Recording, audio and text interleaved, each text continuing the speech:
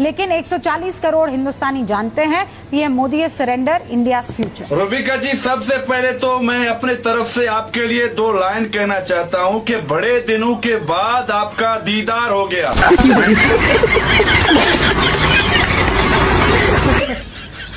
आपके बिना जिंदगी बेकार हो गया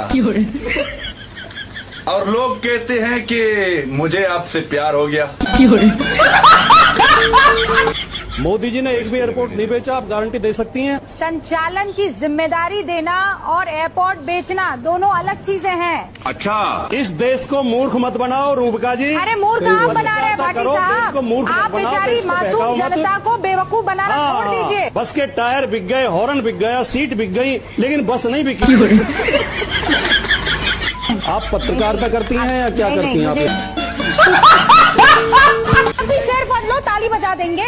ओ नहीं रूबिका जी, मेरे इतने बुरे दिन नहीं आए कि मैं आप जैसे घटिया औरत के लिए शायरी पढ़ूं।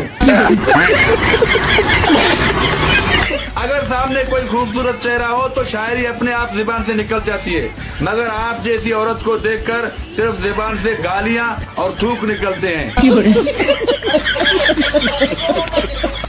तो फिर आपका थूक काम आएगा ना, अमेरिका को थूक दीजिएगा। मेरा थूक बिल्कुल काम का है। आप जैसे घटिया औरतों के चेहरे पर थूकना मेरा सबसे बड़ा मकसद है। कुछ समझ नहीं आता है तो परमाणु वाली बात बोल दो।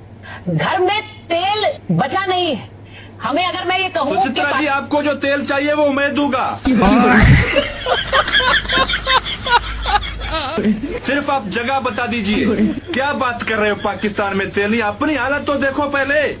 तुम्हारे मुल्क के लोग सिलेंडर लेके लाइनों में खड़े हैं। रोजाना मोदी को 50,000 गालियां पड़ती है। देखिए, आपके लिए मुझे पता है इन 3 हिंदुस्तानियों पर बोलना बड़ा आसान भी होगा। मैं चाह रहा हूँ पहले थोड़ा ये बताएंगे, डील वील हो गई है क्या? ट्रम्प साहब कह रहे हैं डील हो गई। मानक जी, सबसे पहले तो कुछ लोगों में खून की कमी होती है, कुछ लोगों में विटामिन की कमी होती है, मगर आप में जिस चीज की कमी है उसको हया और शर्म कहते हैं।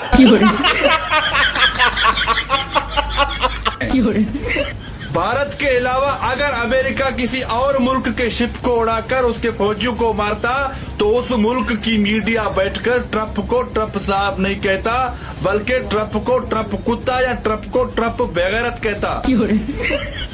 आज मुझे यकीन हो गया है कि आप ट्रम्प के फरमाबरदार और असली बच्चे हो। आज डिबेट पे बैठे हैं आप एकदम सर झुकाकर, आंखें मूंद कर, जैसे अभी दोपहर की निंदिया से उठे हैं। नहीं, ऐसी बात नहीं है रूबिका जी, मुझे चुड़ैलों से बहुत डर लगता है। पता नहीं क्यों जब भी आपको देखता हूँ तो मुझे गोरा कब्रिस्तान की चुड़ैलें याद आ जाती हैं। क्या बात है सर, क्या बात है सर। भी आपको कह रहा है कि अब आप वो एग्रीमेंट के मुताबिक काम करो। कब हमला कर रहे हैं ईरान पे? सबसे पहली बात तो जनरल बख्शी, आपकी मूछें ऐसी हैं जैसे फटा हुआ कफन और दूसरी बात सऊदी अरब से हमारा ये मुआहदा हुआ था कि अगर कोई सऊदी अरब पर हमला करेगा तो हम उसके साथ लड़ेंगे, उसके साथ मुकाबला करेंगे और हम उस मुल्क पर हमला करेंगे। मगर हमने अमेरिकन एयरबेस का ठेका नहीं ले रखा है। सऊदी तो पैसे लेकर वो एयरबेस दे रहा है ना। आज तक सुना है कि सऊदी अरब के किसी भी मजलूम शख्स को या किसी अवाम पर ईरान ने कोई मिसाइल फेंकी हो? हमने अमेरिकन एयरबेस का ठेका नहीं ले रखा।